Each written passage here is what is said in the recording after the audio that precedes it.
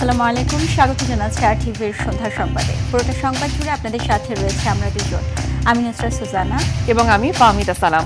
আসন্ন সংসদ নির্বাচনকে সামনে রেখে একক প্রার্থী বাছাই করছে বিএনপি। শিগগিরই আসন ভিত্তিক একক প্রার্থীকে সবুজ সংকেত দেওয়া হবে বলে জানিয়েছেন বিএনপির স্থায়ী কমিটির সদস্য সালাউদ্দিন আহমদ। বিকেলে গুলশানে নিজ বাসায় তিনি বলেন, নির্বাহী আদেশে কোনো রাজনৈতিক দলের নিষিদ্ধ চায় না বিএনপি। যথেষ্ট সাক্ষ্য প্রমাণ থাকা সত্ত্বেও আওয়ামী লীগের বিরুদ্ধে কোনো মামলা করেনি সরকার। রুদ্র রফিকের সাথে নিয়ে মাইদুর রহমান রুবেলের রিপোর্ট।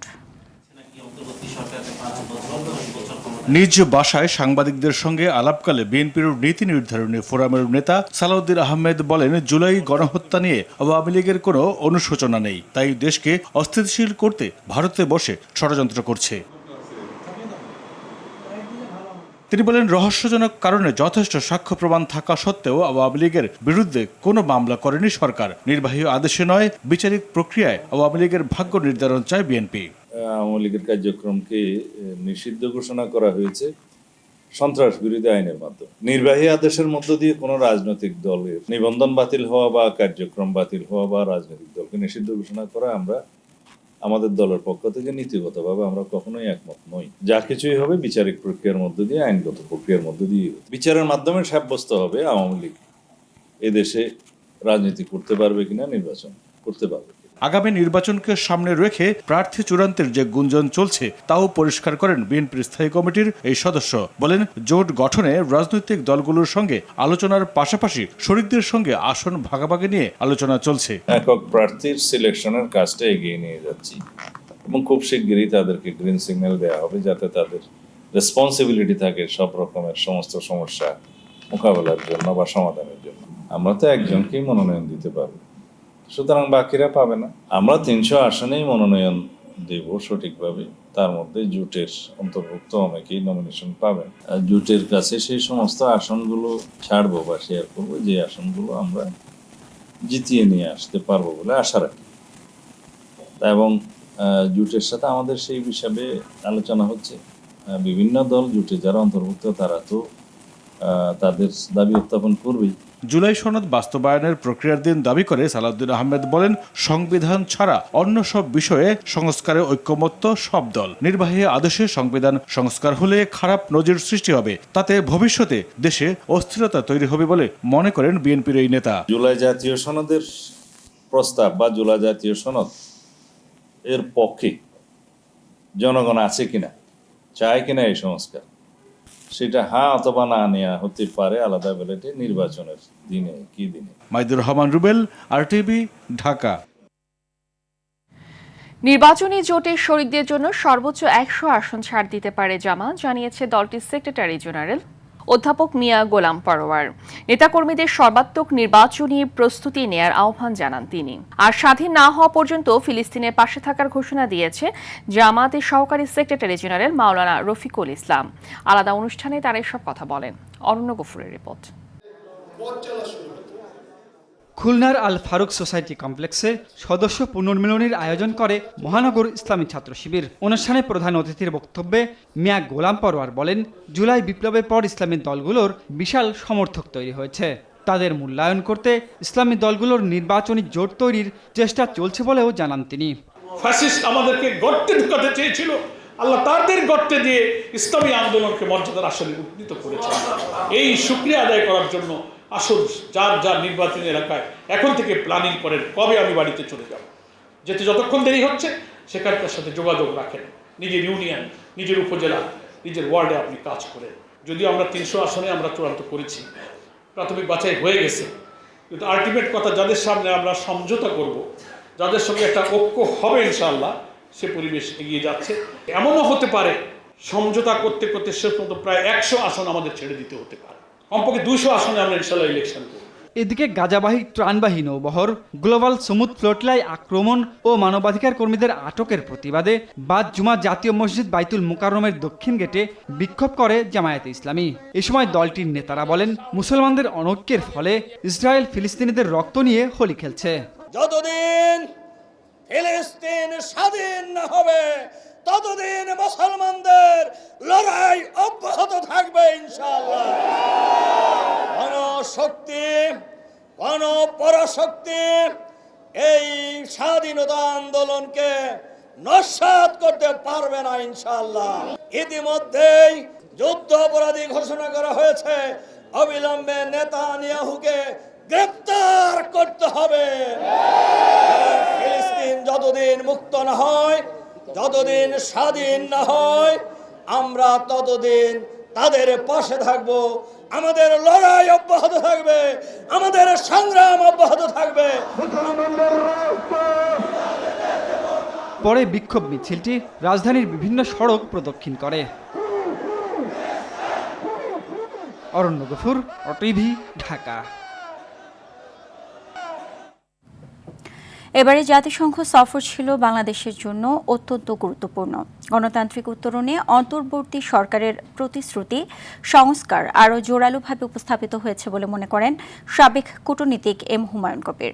কয়েকটি দলের নেতৃবৃন্দকে সাথে নিয়ে সফর ছিল ইতিবাচক রাজনীতির ইঙ্গিত এবং ব্যবসায়ীদের আশ্বাসের জায়গা বলেও মনে করেন তিনি। আরও জানাচ্ছেন জাহিদ রহমান। যুক্তরাষ্ট্রের 9 দিনের সফরে জাতিসংঘের 80তম সাধারণ পরিষদে যোগ দেন প্রধান উপদেষ্টা ডক্টর মোহাম্মদ ইউনূস। বিশ্বের 11টি দেশের প্রেসিডেন্ট ও প্রধানমন্ত্রী এবং বিভিন্ন প্রতিষ্ঠানের প্রধানরা সাক্ষাৎ করেন প্রধান উপদেষ্টার সাথে। গণতান্ত্রিক প্রক্রিয়া উত্তরণে বাংলাদেশের পাশে থাকার আশ্বাসও ছিল বিশ্ব নেতাদের। এটাকে ইতিবাচক হিসেবে দেখছেন সাবেক রাষ্ট্রদূত এম হুমায়ুন কবির। যেমন বিজনেস কমিউনিটির সাথে আলোচনায় বসেছিলেন আমাদের প্রধান উপদেষ্টা মহোদয়, সেখানে আমাদের রাজনৈতিক নেতৃবৃন্দ ছিলেন এবং রাজনৈতিক নেতৃবৃন্দ যে বক্তব্য দিয়েছে সেটাকে কিন্তু ওখানকার ব্যবসায়ী সম্প্রদায় ইতিবাচকভাবে দেখছে। তার কারণ তারা একটা ইঙ্গিত পাচ্ছে যে ভবিষ্যতে রাজনৈতিক সরকারও এই ব্যবসা বান্ধব পরিবেশ বজায় রাখবে। এইটা কিন্তু আপনি শুধু আমাদের প্রধান উপদেষ্টার মুখ থেকে শুনলে যেটুকু বিশ্বাসযোগ্যতা পেত, বিরোধী দল এখন যারা সরকারে নাই তাদের কাছ থেকে শোনার কারণে বিশ্বাসযোগ্যতাটা আরেকটু বেড়েছে। রাজনৈতিক নেতৃবৃন্দকে এক ফ্রেমে নিয়ে আসার দেশের আগামী নির্বাচিত সরকার সম্পর্কে ধারণা ছিল এই সফরে বলেও মনে করেন তিনি। বিচার প্রক্রিয়া চলমান, এটাকে তার নিজস্ব গতিতে চলতে দিতে হবে, কাজে এটা নিয়ে কথা বেশি বলার সুযোগ নাই। সংস্কার নিয়ে তিনি বলেছেন এবং বাংলাদেশের মানুষের প্রত্যাশাও তাই যে সংস্কারটা হোক এবং তার প্রতি আন্তর্জাতিক সম্প্রদায়ের এটা বড় সমর্থন আমাদের দরকার। কারণ এই সংস্কারগুলো খালি আমাদের অভ্যন্তরীণ না, এর সাথে আন্তর্জাতিক সম্প্রদায় বা আমাদের সাথে যারা উন্নয়ন অংশীদার তারা সকলেই জড়িত। কাজে সেই দিক থেকে আন্তর্জাতিক সম্প্রদায়কে এই সংস্কারের পেছনে পাওয়া এটা গুরুত্বপূর্ণ এবং এই অ্যাঙ্গেলে বা এই লাইটেই আপনি অনেকগুলো মানুষের সাথে ওনার মিটিং হয়েছে, সেগুলো আমাদের কাজে আসবে বাংলাদেশের সংস্কার প্রক্রিয়াটা এগিয়ে যেতে। রোহিঙ্গা সমস্যার সমাধানে প্রধান উপদেষ্টার 7 দফা প্রস্তাবে না থেমে থেকে মিয়ানমারের সাথে কূটনৈতিক সম্পর্ক বৃদ্ধির মাধ্যমে সফলতা পাওয়া যাবে বলেও মনে করেন সাবেক এই কূটনীতিক। জাহিদ রহমান, RTV, ঢাকা। জাতীয় নাগরিক পার্টি এনসিপির মুখ্য সংগঠক হাসনাত আব্দুল্লাহ বলেছেন, কিছু মানুষ উন্নয়নে ফুলঝুরি দেখিয়ে শত কোটি টাকা খরচ করে এমপি হন ব্যবসা করার জন্য। জনগণের সেবা এবং উন্নয়ন তাদের লক্ষ্য নয়। কুমিল্লার দেবিদ্বার উপজেলার ফতেহাবাদ ইউনিয়নের বিভিন্ন পাড়া মহল্লায় গণসংযোগ করার সময় এমন মন্তব্য করেন হাসনাত আব্দুল্লাহ। এই সময় কাঙ্ক্ষিত উন্নয়নের জন্য ভোট ব্যবসায়ীদের ভোট না দেওয়ারও আহ্বান জানান এনসিপির এই নেতা।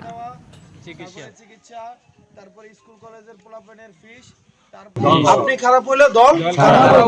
আমি যেই দলই করেন ভাই, আল্লাহর ওয়াস্তে কেউ নিজেদের মধ্যে ঝামেলা করেন না।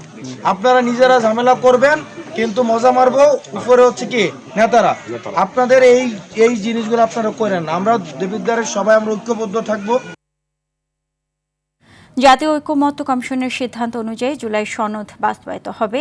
এখানে আইনগত কোনো বাধা নেই বলে জানিয়েছেন অ্যাটর্নি জেনারেল মোহাম্মদ আসাদুজ্জামান। সকালে ঝিনাইদহ জোহান ড্রিম ভ্যালি পার্কে সাংবাদিকদের সঙ্গে মত বিনিময় সভায় তিনি কথা জানান। এ সময় তিনি বলেন, আওয়ামী লীগের শাসন আমলে প্রশাসনে কর্মরত বড় ধরনের অপরাধে যারা জড়িত নয়, সরকার তাদের বিষয়টি বিবেচনায় নেবেন বলেও মন্তব্য করেন তিনি।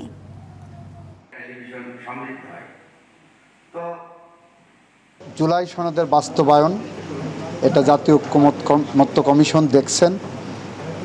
ওনারা যেটা সবার সাথে কথা বলে চূড়ান্ত সিদ্ধান্ত নেবেন সে অনুসারে এটা বাস্তবায়িত হবে। এখানে আইনসঙ্গত কোনো বাধা আছে বলে আমি মনে করি না। টানা বৃষ্টি ও 4 দিনের ছুটিতে আমদানি বন্ধ থাকায় রাজধানীর বাজারে দাম বেড়েছে কাঁচামরিচ ও সব ধরনের সবজির দাম। চড়া ডিম, মুরগি, খোলা সয়াবিন তেল। ক্রেতাদের অভিযোগ, বাজার নজরদারি না থাকায় দামের তারতম্য। আকাশছোঁয়া দাম ইলিশেরও। পর্যাপ্ত ধরা না পড়ায় চড়া দামের কারণে ইলিশের স্বাদ নিতে পারছে না সাধারণ মানুষ। বিস্তারিত রাকিব হাসানের রিপোর্টে। টানা 4 দিনের ছুটি আর বৃষ্টির প্রভাব পড়েছে রাজধানীর বাজারে। আমদানি বন্ধ থাকায় কাঁচা মরিচের দাম ছুঁয়েছে 300 থেকে 320 টাকা কেজি। দাম বেড়েছে আমদানি করা সব সবজির। বাজারে আগে থেকেই চড়া বেগুন বিক্রি হচ্ছে মানভেদে 120 থেকে 140 টাকায়, করলা 80 থেকে 120। কাঁচামরিচ আজকে পাইকারি আছে 300 টাকা, বিক্রি করতেছি 320 টাকা। আর করলা উস্তাদা 100 টাকা কেজি পাইকারি আছে। বেগুন 120 টাকা আছে, 140 টাকা আছে, আর করলা 100 টাকা কেজি। আর মোটামুটি সব সবজি 70-80 টাকা কেজির মধ্যে আছে। অতিবৃষ্টির কারণে সম্ভবত বাজারে যদিও সরবরাহ তেমন কমে নাই, কিন্তু দাম একটু বাড়তি। বিক্রেতারা বলছেন খানিকটা কমেছে পেঁয়াজের দর, তবে বাড়তি দামে বিক্রি হচ্ছে আদা, তেলের দাম খানিকটা বেড়েছে। দেশি আদাটা তাও দাম বাড়ছে 160 টাকা পাইকারি, আমাদের 180 টাকা আমরা বিক্রি করতেছি। ভোক্তা অধিকার আছে বা আপনার যে সরকারি সংস্থা আছে, তাদেরকে আপনি মনিটরিং করে বাজার নিয়ন্ত্রণ করতে হবে। ডিম বিক্রি হচ্ছে 135 থেকে 140 টাকা ডজন, ব্রয়লার 180 থেকে 185, আর সোনালী মুরগির দাম 300 থেকে 320 টাকা কেজি। গত এক সপ্তাহের তুলনায় এই সপ্তাহে মুরগির দাম কেজি প্রতি 30-40 টাকা করে বাড়ছে। অতিরিক্ত বৃষ্টির কারণে অনেক খামারে অনেক সমস্যা হয়েছে, এই জন্য মুরগির দাম একটু অনেক বেশি। প্রজননের জন্য ইলিশ ধরায় নিষেধাজ্ঞা শুরু মধ্যরাত থেকে। সীমিত আয়ের মানুষের নাগালের বাইরে ইলিশ। 1 কেজি ওজনে ইলিশ মাছ 2500 টাকা কেজি। 2 নম্বর ইলিশ মাছ আছে, দাম কম, সেটা আমি বিক্রি করি না। বাজারে গরুর মাংস 750 থেকে 800, আর খাসির মাংস বিক্রি হচ্ছে 1200 থেকে 1250 টাকা কেজি দরে। অনেকে বলে দামে বেশি, আমাকে দামে না 780 করে বেচি। অন্য যদি কম বিক্রি করে, ওরা করে কি পানির ভিতরে, মাংসের ভিতরে পানি মিশায়।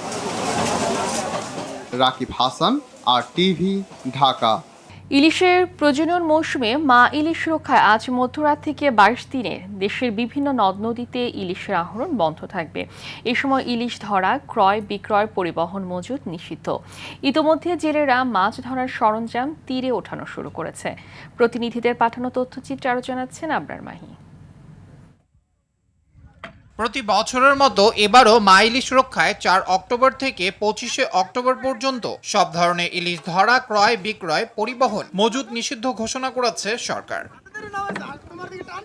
বরগুনার পাথরঘাটায় জেলেদের ইলিশ মৌসুম এবছর খুব একটা সুখকর হয়নি। 8 ঘাট বেঁধে সমুদ্রে গেলেও অধিকাংশ সময় ফিরতে হয়েছে খালি হাতে। জেলেদের অভিযোগ, এই সুযোগে দেশের জলসীমায় ঢুকে মাছ শিকার করবে প্রতিবেশী দেশের জেলেরা। এখন আর মাছ পাইকাররা পাইতেছে না।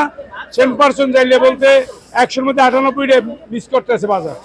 তাদের যে বাজার খরচ সেই টাকা। পটুয়াখালীর রাঙাবালিতে মৌসুমের শুরুতে ইলিশ তেমন না মিললেও শেষের দিকে কিছুটা ইলিশ পেয়েছিলেন জেলেরা। তবে নিষেধাজ্ঞার কারণে আবারও আর্থিক সংকটে পড়ার আশঙ্কা করছেন তারা। প্রথম দিয়া কোনো মাছ হয় নাই, এখন কটা মাছ হওয়া ধরছে, এখন আবার সরকার দিয়ে লাইছে আবারও। এখন হবাই মাছ আনাজ মোটামুটি পড়া ধরছে, এখন দিছে সরকার অভিযান দিছে। এখন আমরা দেনা ফেনা দিয়ে আর উঠতে পারার মতন কোনো শক্তি নেই আমাকে।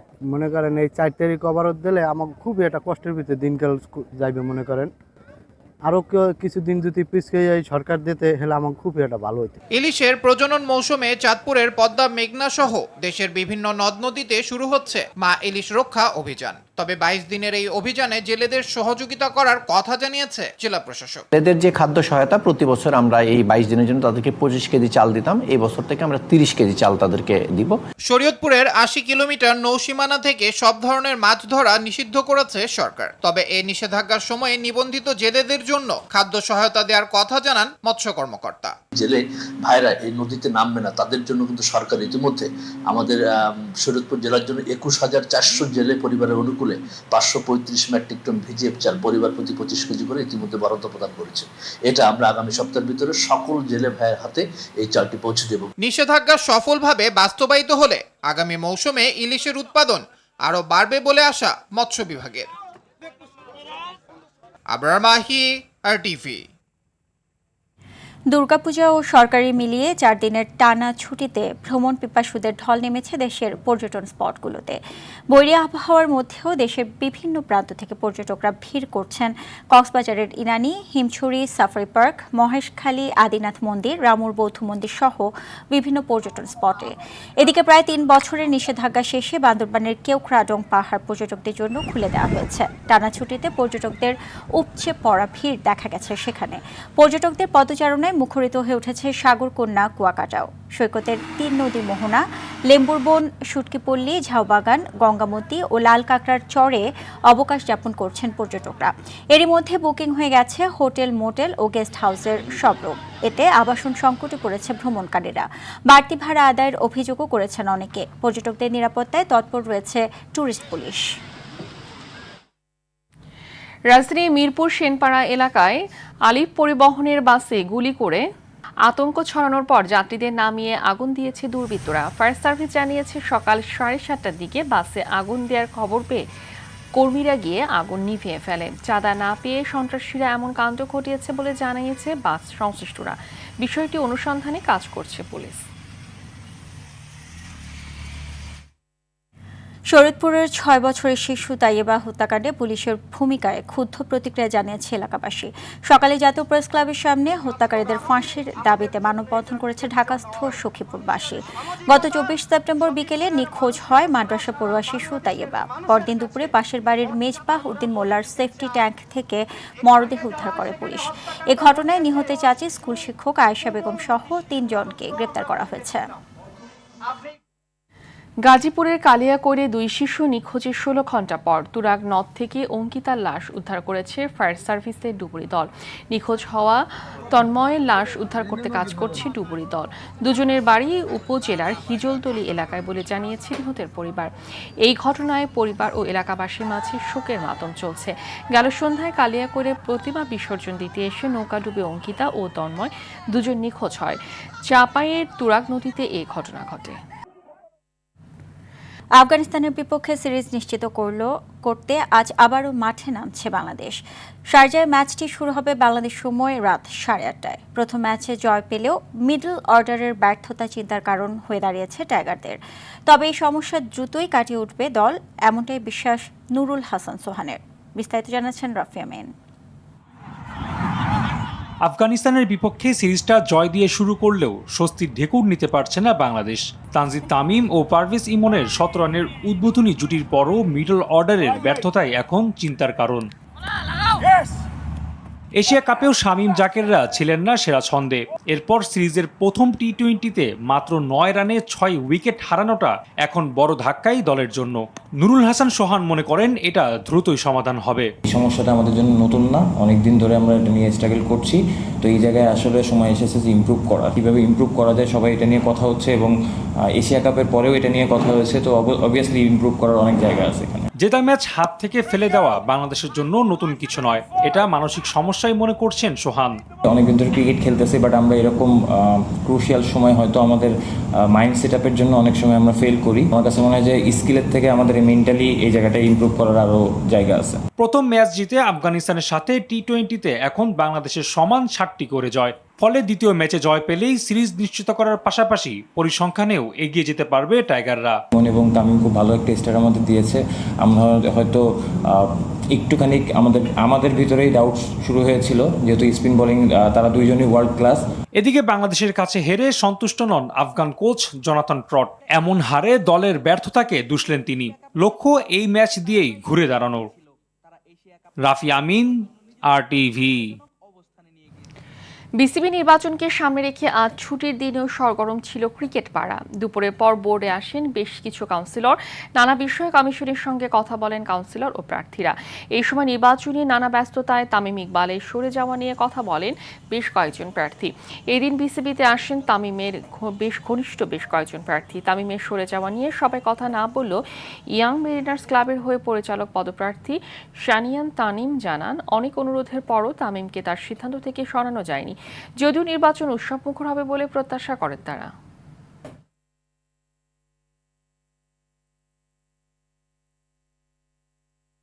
ফ্রেন্ড অফ মাইন, আপনারা সবাই জানেন তার সাথে আমার সম্পর্ক ভালো। আমি ওনাকে অনেক বোঝানোর চেষ্টা করেছি যে ওনার থাকা উচিত, বিকজ আমরা স্বপ্ন দেখেছিলাম একসাথে, আমরা একসাথে কাজ করার স্বপ্ন দেখেছিলাম। যারাই উইথড্র করেছে খালি তামিম ইকবাল না, আরও বাকিও যেখানে ছিলেন সেখানেও অনেক যোগ্য ক্যান্ডিডেট ছিলেন যারা ডিজার্ভ করেন এখানে থাকতে।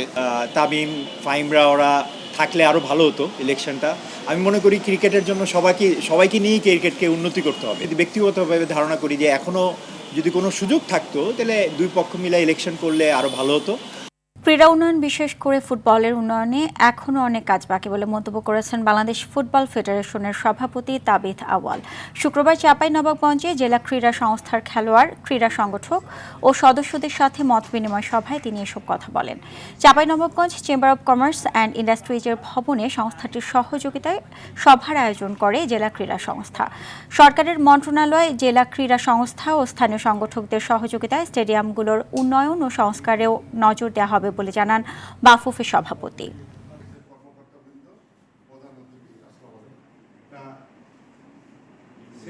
দীর্ঘদিন সময় খেলাতে বিশেষ করে নোংরা রাজনীতি ঢুকে গিয়েছিল, কোনো ডেভেলপ আমরা দেখতেছিলাম। আমরা চেষ্টা করতেছি একটা নির্বাচিত কমিটিতে যাওয়ার জন্য দ্রুত। তার আগে একটা কমিটি আমরা দিতে হবে, সিন্স একটা স্ট্যান্ডিং কমিটি এই মুহূর্তে নাই, কিন্তু অতি শীঘ্রই কমিটিটা হয়ে যায়। সাবেক প্লেয়ার, রেফারি, কোচ, নারী প্লেয়াররা এবং যারা ক্লাব চালায় এলাকাতে অথবা স্পন্সর করে তারা হলো আমাদের ফুটবল ফ্যামিলিতে প্রতিদিন আমরা রাখতে চাই। আমরা চাচ্ছি যে বিএফএফের পক্ষ থেকে মিনিস্ট্রিকে ব্যবহার করে, আপনাদের ডিসিদেরকে ব্যবহার করে, এলাকার ক্রীড়া সংস্থাকে ব্যবহার করে স্টেডিয়ামকে উন্নয়ন করা বা নতুন স্টেডিয়াম নির্মাণ কাজে একটু হাত দিই। নড়াইলে লোহাগড়া উপজেলার মধুমতি নদীতে শারদীয় দুর্গাপুজো উপলক্ষে গ্রাম বাংলার ঐতিহ্যবাহী নৌকা বাইচ প্রতিযোগিতা অনুষ্ঠিত হয়েছে। বৃষ্টি উপেক্ষা করে নদীর দু প্রান্তে বাইচ প্রতিযোগিতা উপভোগ করেন দর্শনার্থীরা। প্রতিযোগিতায় প্রথম হয়েছে ফরিদপুরের কালু ফকিরের নৌকা এবং দ্বিতীয় হয়েছে মাগুরার মোহাম্মদপুরে সোনার তরী নৌকা। এদিকে গোপালগঞ্জের বিজয়া দশমী উপলক্ষে প্রায় 100 বছরের পুরনো নৌকা বাইচ প্রতিযোগিতা অনুষ্ঠিত হয়েছে। প্রতিযোগিতা দেখতে সদর উপজেলার সাতপাড় মধুমতি বিল রুট চ্যানেলের দুপারে ভিড় করেন হাজারো দর্শনার্থী।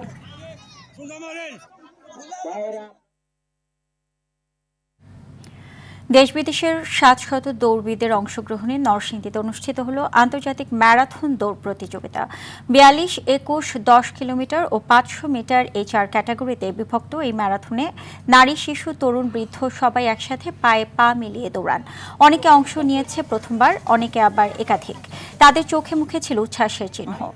সবার একটি প্রত্যাশা, সবুজে ভরে উঠুক দেশ ও সুন্দর হোক আগামী প্রজন্মের ভবিষ্যৎ। শরীর ও মন সুস্থ রাখতে দৌড়ের বিকল্প নেই। এ ধরনের আয়োজন তরুণ প্রজন্মকে মাদক থেকে ফিরিয়ে আনতে সক্ষম বলেও মনে করেন অনেকে। পরে জ্বালানি মন্ত্রণালয়ের সিনিয়র সচিব মোহাম্মদ ওয়াহেদ হোসেন, জেলা প্রশাসক মোহাম্মদ আনোয়ার হোসেন, পুলিশ সুপার মেনহাজুল আলম বিজয়ীদের মাঝে পুরস্কার বিতরণ করেন। সন্ধ্যার সংবাদ এ পর্যন্তই। রাতের সংবাদ 11:15টায় দেখার আমন্ত্রণ রইল। ধন্যবাদ সবাইকে। ধন্যবাদ।